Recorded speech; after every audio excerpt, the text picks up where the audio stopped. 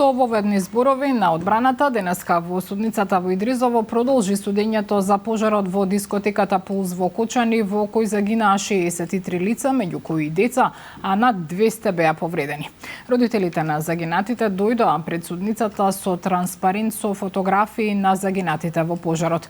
Денешното ручиште го следи Дејан Трајковски. Дејан, и денеска обвинетите и нивните адвокати аргументираа зошто немаат вина. Токму така, Бубе, како што кажа, денеска продолжија воведните зборови на одбраната, меѓу нив своето го кажа и поранешните градоначалници на Кочани, Папазов и Димитровски.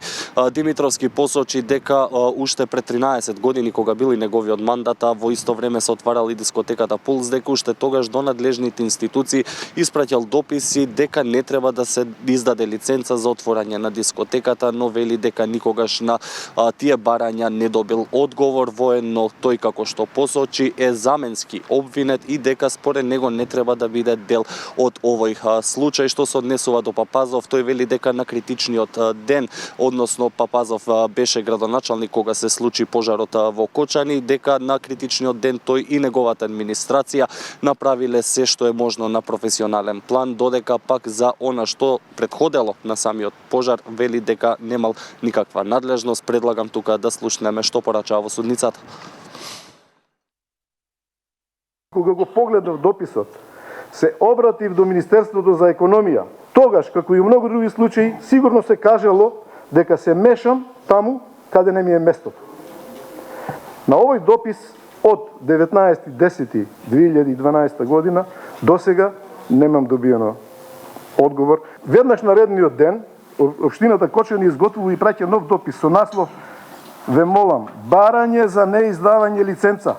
Во оваа судница, како што ветува и самиот почеток, ќе бидат изнесени многу аргументи и факти, кои можеби нема да му се допаднат некому, но ќе бидат првиот чекор или првиот патоказ дека сте на вистинскиот пат кон утврдување на вистината.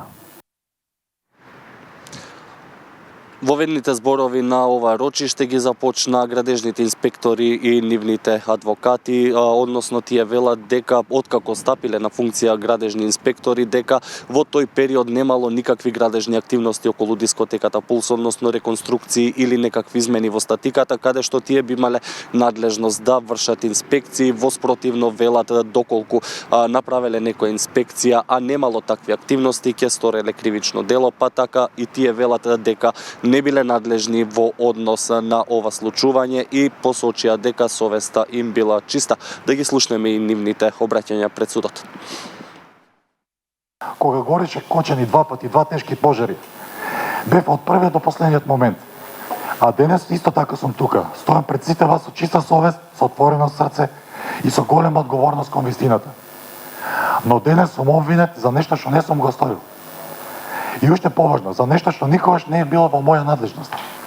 Градежниот инспектор не контролира интериерно, односно внатрешно уредување. Не контролира дејност. Не контролира пиротехника, ниту безбедносни мерки од пожар. Градежното вештачење ќе даде одговор за тоа дали овластениот градежен инспектор со наредба за отстранување на неправилности и со решение согласно член 134 од Законот за градење, со кое ќе го задолжи собственикот да го врати објектот во првобитна состава, може ли всушност да го спречи кабинетот Пулс да продолжи со вршење на својата ugostителска дејност, односно кабаре. Пред почетокот на рочиштето, родителите поставија транспарент со фотографии на нивните деца. Што порачаа?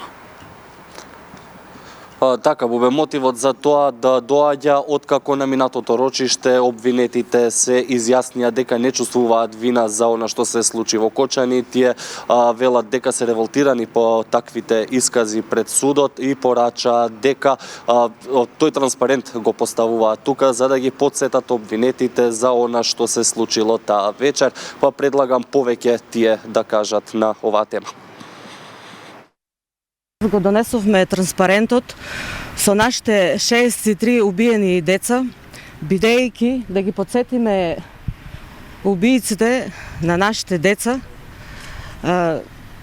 што направија, бидејќи на претходното рочиште тие се изјаснија дека не се виновни. Никој не покажа барем човечност, а сите ние знаеме кој е виновен и се надевам дека ќе добиеме правдата за нашите убиени деца.